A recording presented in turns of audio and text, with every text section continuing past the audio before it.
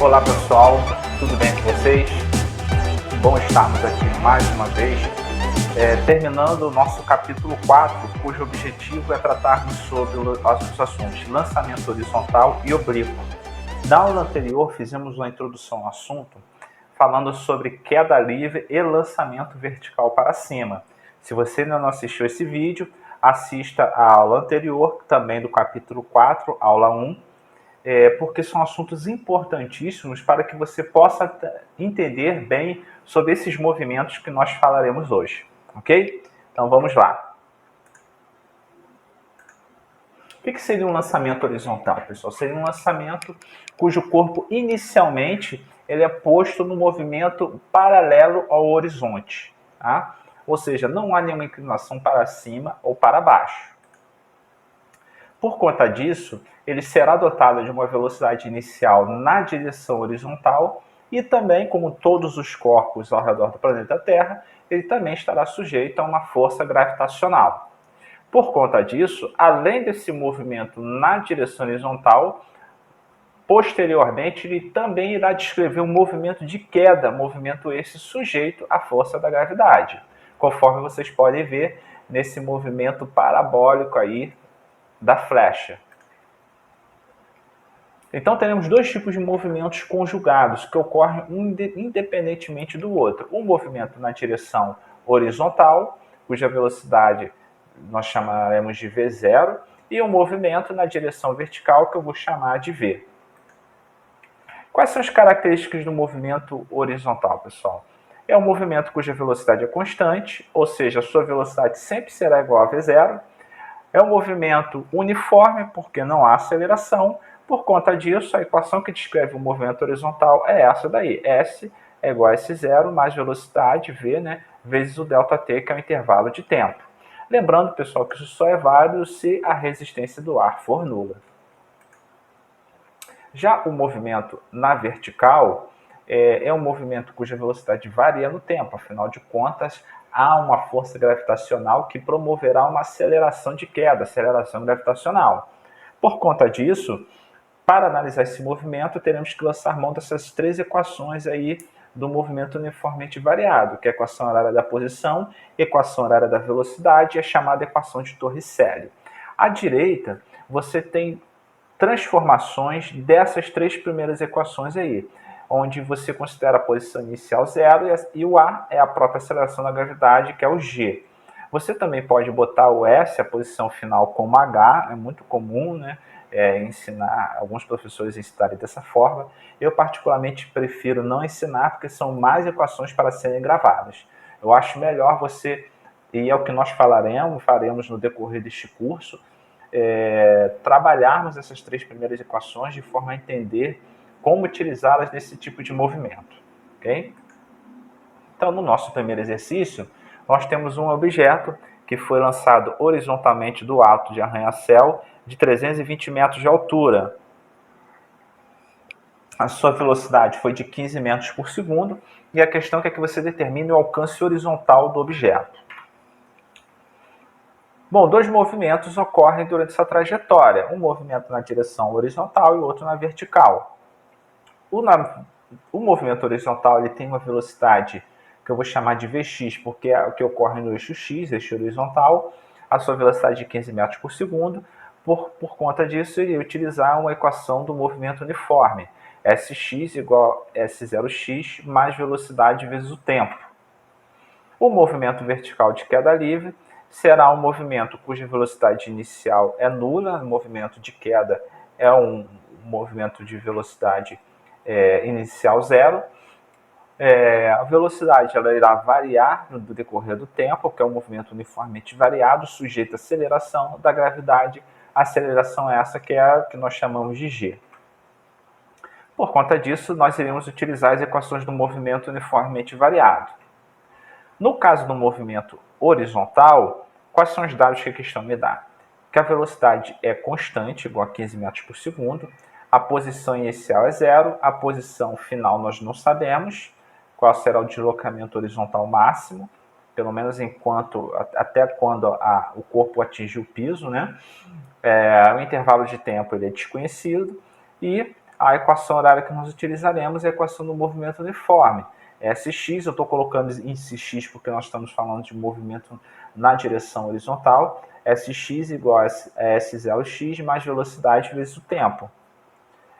Eu vou substituir os valores de cada uma dessas incógnitas, onde para S0x será 0 e para V eu vou substituir por 15. E chegarei, por fim, à equação que é Sx igual a 15 vezes ΔT. Não tenho como dar continuidade porque eu não sei qual intervalo de tempo em que esse corpo irá atingir o piso, ou seja, irá descrever o seu máximo de deslocamento horizontal. Vou guardar essa equação para utilizar na situação posterior. Analisando o movimento na direção vertical, eu vou determinar um sentido positivo, que será o sentido para baixo. A aceleração gravitacional 10 metros por segundo ao quadrado, a velocidade de queda inicial será positiva, porque eu determinei que o sentido positivo é para baixo.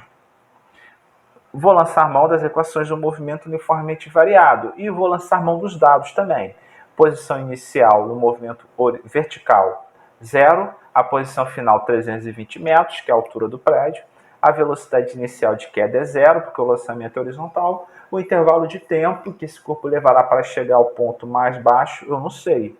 Então, ao vou olhar para as três equações acima, eu vou verificar qual delas apresenta somente o intervalo de tempo como incógnita.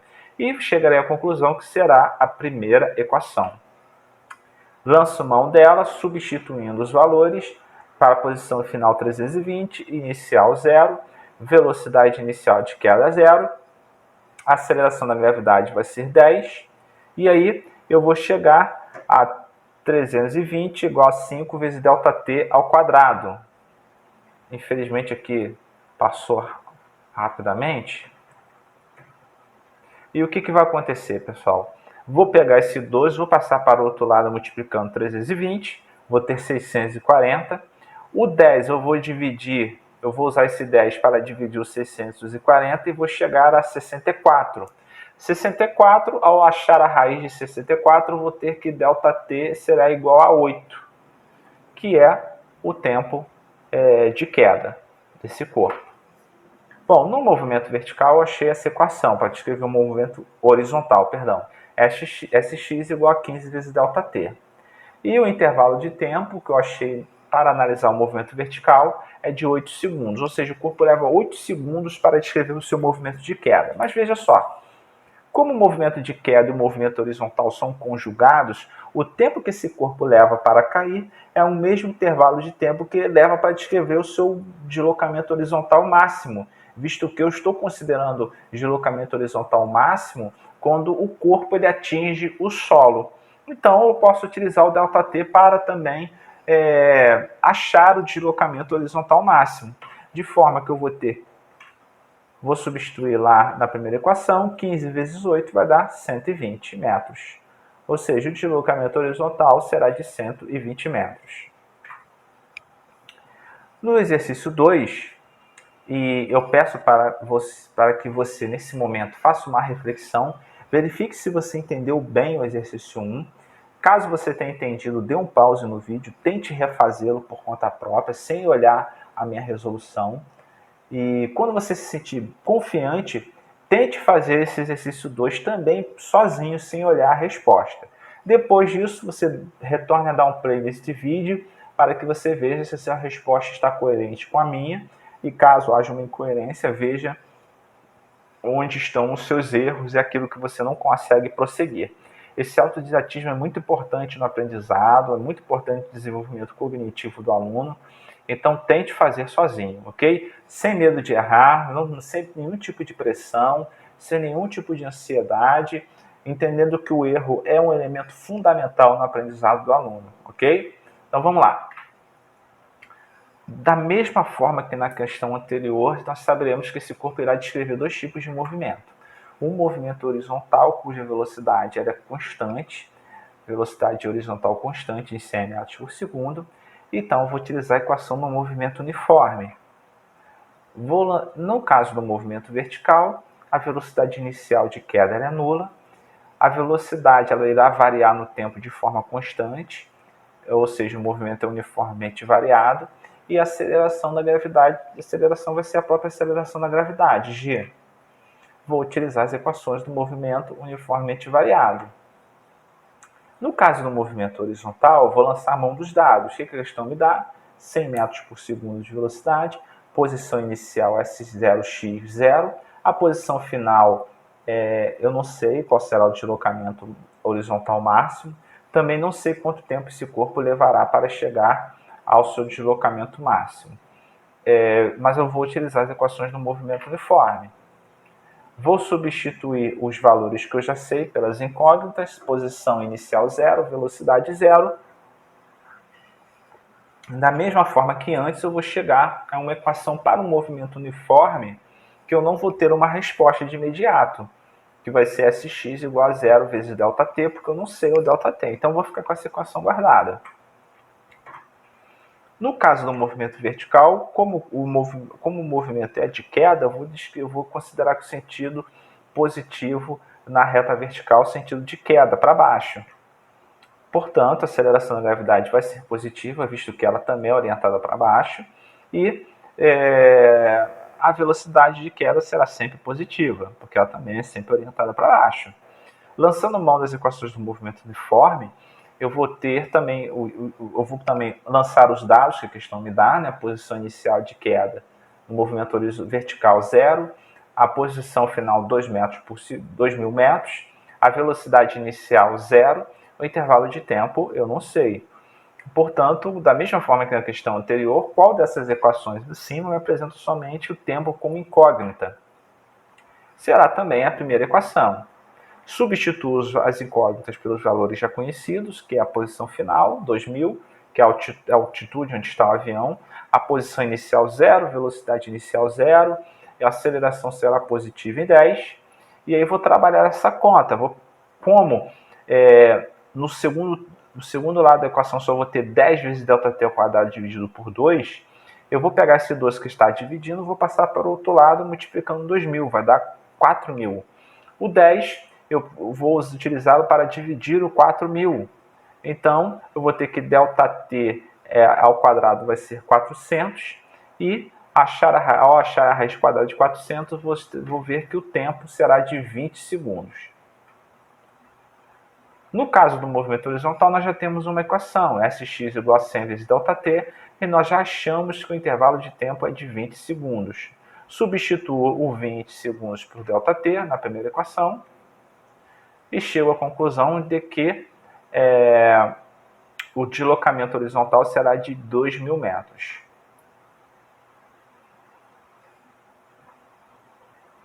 Agora, iremos resolver uma questão aqui que é muito importante para o próximo assunto que nós iremos tratar. Na verdade, isso daí é uma recordação sobre o assunto vetores, que é o assunto que está no nosso capítulo 3. Caso você não tenha entendido bem sobre operações com vetores, assista o vídeo da nossa aula do capítulo 3, ok? Um determinado corpo é lançado obliquamente num ângulo θ em relação à horizontal. Sua velocidade inicial V0 é igual a 10 metros por segundo.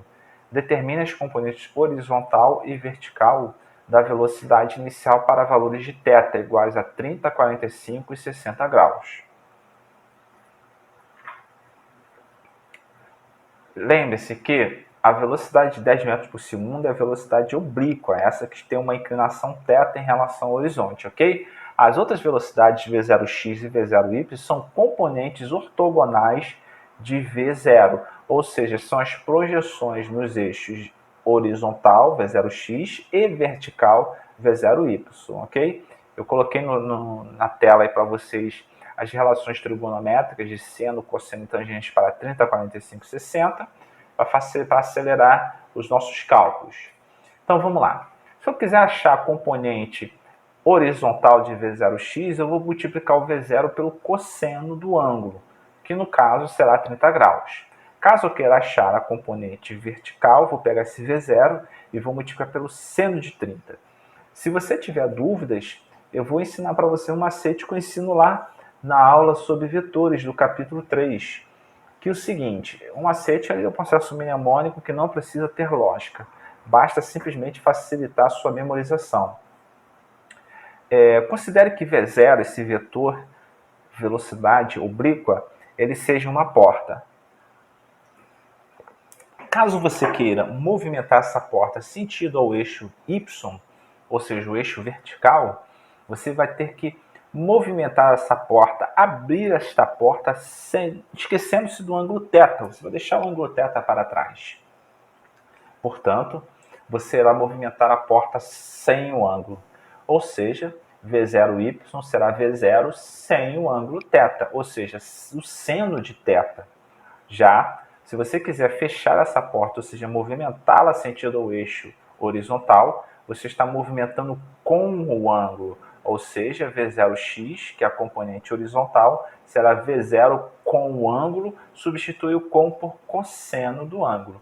E assim, você consegue decorar, ao invés de você ter que utilizar um triângulo retângulo para achar as relações trigonométricas, que é muito mais demorado, esse macete facilita muito mais os cálculos nessa questão aí. Então vamos lá. O cosseno de 30 raiz de 3 sobre 2, ao multiplicar por 10, eu vou ter que o V0x será 5 raiz de 3 metros por segundo. Já o V0y, componente vertical, será o 10 vezes o seno de 30, que é meio. E isso vai dar 5 metros por segundo. No caso de 45 graus, eu também terei as relações cosseno e seno de 45, que, por sinal, tem o mesmo valor, raiz de 2 sobre 2. Então, por conta disso, eu terei que V0x e V0y terão o mesmo valor, 5 raiz de 2 metros por segundo. Já em θ igual a 60 graus, eu vou ter um inverso, situação inversa que nós tínhamos em 30 graus. O cosseno de 60 será meio, por conta V0x vai ser 5 metros por segundo, 10 vezes meio, e o V0y será 10 vezes raiz de 3 sobre 2, que será 5 raiz de 3 metros por segundo. Já sabendo disso, nós podemos agora entrar no assunto lançamento oblíquo, ou seja, aquele que é inclinado em relação ao horizonte. Eu lembro aí de um jogo que você já deve ter jogado no celular, ou no computador, ou no tablet, que é o Angry Birds, em que você tem pássaros que são lançados a casas ou edificações onde estão os porquinhos que vieram roubar os ovos dos pássaros, né? E esses pássaros são lançados através de uma tiradeira, e a sua velocidade inicial é a velocidade oblíqua, e por conta disso, a partir do momento que esse corpo é lançado, ele passa a descrever dois tipos de movimentos. Um movimento horizontal, cuja velocidade inicial será V0x, e um movimento vertical, cuja velocidade inicial será o V0y. Consequentemente, a posterior, né, a trajetória será uma trajetória parabólica. Bom, um movimento horizontal ele é igual na circunstância anterior do lançamento horizontal, não irá mudar. Agora, na direção vertical, uma mudança. Antes, nós tínhamos somente um movimento de queda. Agora, o corpo irá subir e descer, ou seja, um movimento na direção vertical nos dois sentidos. Novamente, as características do movimento horizontal são iguais às da questão da situação anterior. A velocidade constante, movimento uniforme, ou seja, a equação horária da posição, S igual a S0 mais V vezes ΔT. Isso se a resistência do ar for nula. Já no lançamento, no movimento vertical, você vai ter um movimento de subida e depois um movimento de descida. Ou seja, a velocidade irá variar no tempo. O movimento será uniformemente variado, porque vai estar sujeito à aceleração da gravidade. Haverá um movimento de subida e descida, conforme já falei. O tempo de subida é igual ao tempo de descida. Eu falei e provei na aula anterior. Novamente falando, caso você não a tenha assistido, assista essa aula. O tempo de subida é igual ao tempo de descida, caso o movimento seja submetido à resistência do ar nula.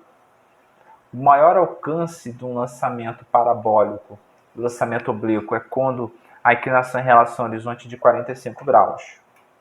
E aí vou utilizar as equações do movimento uniformemente variado. Veja essa questão 4. Em um jogo de futebol, o goleiro, para aproveitar um contra-ataque, arremessa a bola no sentido do campo adversário. Ela percorre então uma trajetória parabólica conforme está representado na figura, e essa trajetória parabólica ela se dá em 4 segundos. Desprezando-se a resistência do ar e com base nas informações apresentadas, podemos concluir que os modos da velocidade de lançamento, essa velocidade com a qual ela sai da mão do goleiro, e da velocidade H, ou seja, a velocidade horizontal, lá na altura máxima, elas são em metros por segundo iguais, respectivamente, a um desses valores apresentados aí nessas alternativas. A questão ela diz também que o seno do ângulo de lançamento é 0,8 e o cosseno desse ângulo 0,6. Então vamos lá. No caso do movimento horizontal para a direita, vamos utilizar a equação do movimento uniforme. O sentido positivo será para a direita, portanto a velocidade horizontal sempre será zero, sempre será maior que zero, positivo e constante. Vou lançar a mão da equação do movimento uniforme dos dados que a questão me dá. A posição inicial será 0, a posição final 60, a velocidade H eu não sei, horizontal não sei, e o intervalo de tempo será de 4 segundos. Por conta disso, eu pego a equação da área da posição e substituo nela os valores já conhecidos. 0 é 60 como a posição final, 0 como a posição inicial e 4 segundos como intervalo de tempo. Por conta disso, eu vou pegar esse 4, vou utilizá-lo para dividir os 60 e chegarei ao valor de velocidade horizontal igual a 15 metros por segundo, que será a velocidade horizontal no ponto mais alto da trajetória, ok? Visto que a velocidade horizontal ela não varia no decorrer do tempo. Então ela é a mesma desde quando ela sai da mão do goleiro até passando pelo ponto mais alto da trajetória até o ponto final da trajetória. Se eu quiser achar a velocidade,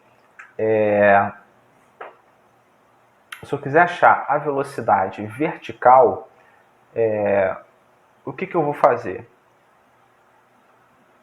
Eu vou pegar, ou melhor, se eu quiser achar a velocidade de lançamento do goleiro, o que eu vou fazer? A velocidade de lançamento do goleiro eu posso decompor em velocidades ortogonais. VH, que é a velocidade horizontal, e VY, que vai ser a velocidade vertical. E como que eu faço isso? A VH, que é a velocidade horizontal, é igual a VV, que é a velocidade que o goleiro lançou a bola, vezes o cosseno de beta. Então, 15 é igual a VV vezes 0,6, que é o cosseno de beta que a questão deu. Pego o 15 e divido por 0,6 e chego ao resultado de 25 metros por segundo. Essa é a velocidade de lançamento do goleiro. Tá? Caso eu queira achar a velocidade vertical, eu posso resolver isso de duas formas. Eu posso pegar esse VH, vai ser igual a VV vezes o seno de beta que é 0,8, e ao substituir esse 15 vezes 0,8, eu vou achar 20, ou também eu posso pegar e fazer da seguinte forma.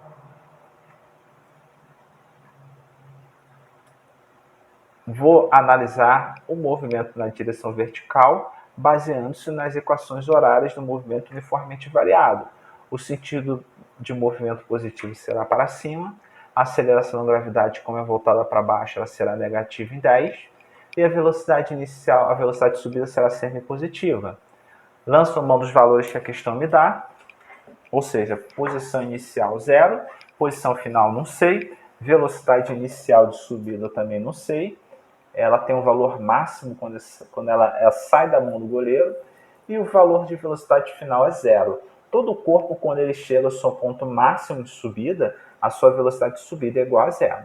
O intervalo de tempo de subida será 4 dividido por 2. Por quê?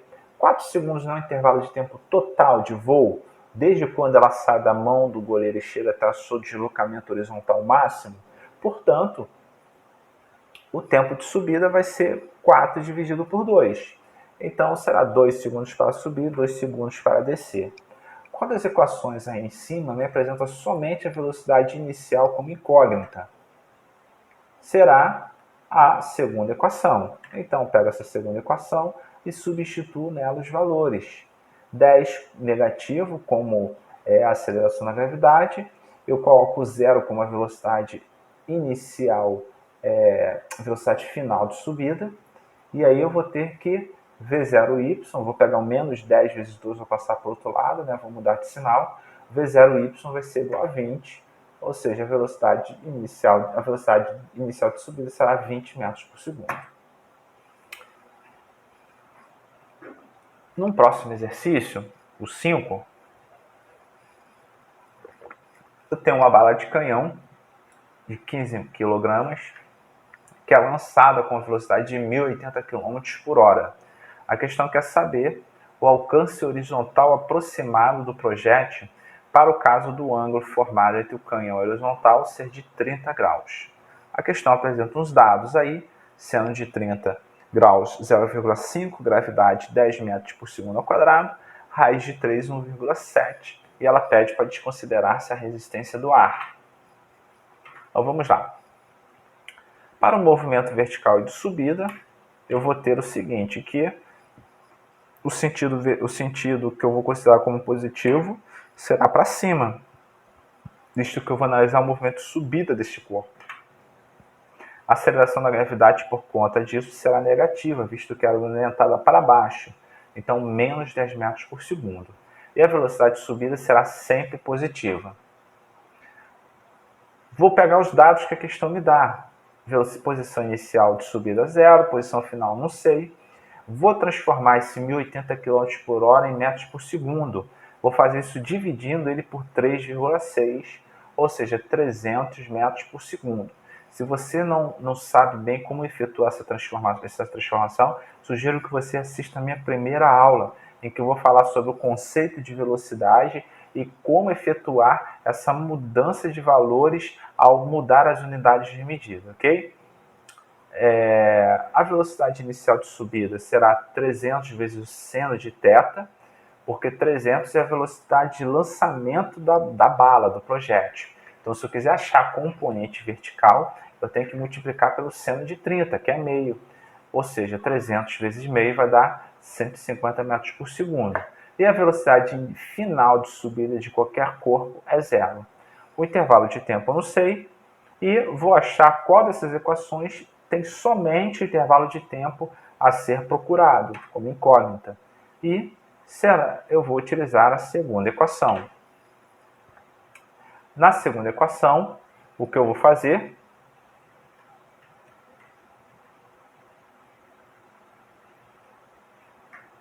A velocidade final vai ser 0, a velocidade inicial 300, o menos 10 é a aceleração da gravidade e o tempo é o que eu vou achar. Ao fazer isso, eu vou ter que a resposta é de 15 segundos. Agora vamos lá. No caso do movimento vertical, eu vou ter que a velocidade de lançamento será 300, mas a velocidade horizontal, ou seja, a componente horizontal, será 300 vezes o cosseno do ângulo. Raiz de 3 sobre 2, que vai dar 150 vezes 1,7, 225 metros por segundo. A posição inicial 0, a posição final eu não sei, é o que eu pretendo achar.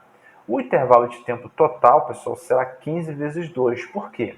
15 não é o tempo que se leva para subir. Se eu quiser achar o intervalo de tempo no voo, ou seja, o tempo total vai ser 15 vezes 2, 30 segundos.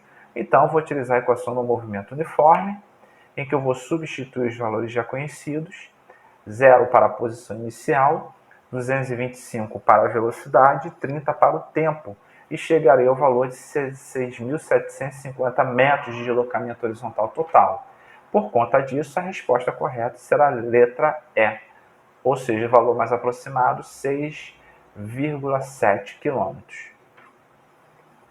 Por fim, para encerrarmos esse assunto, a questão 6 ela apresenta 4 esferas, uma de chumbo, uma de vidro, uma de madeira e uma de plástico, respectivamente as suas velocidades horizontais de lançamento, que serão 4, 4, 2 e 2 metros por segundo.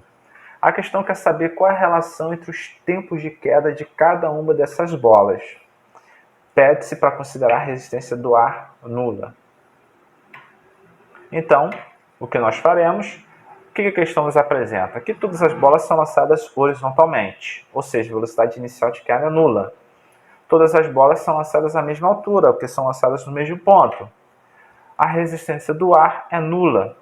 Por conta disso, as características inerentes da bola, como material, dimensões ou massa, não vão influenciar em nada no tempo de queda.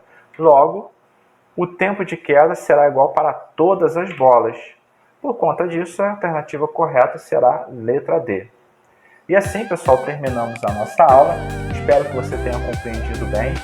Quaisquer dúvidas, deixe nos seus comentários. E, como sempre, eu desejo bons estudos para vocês. Ok? Um grande abraço.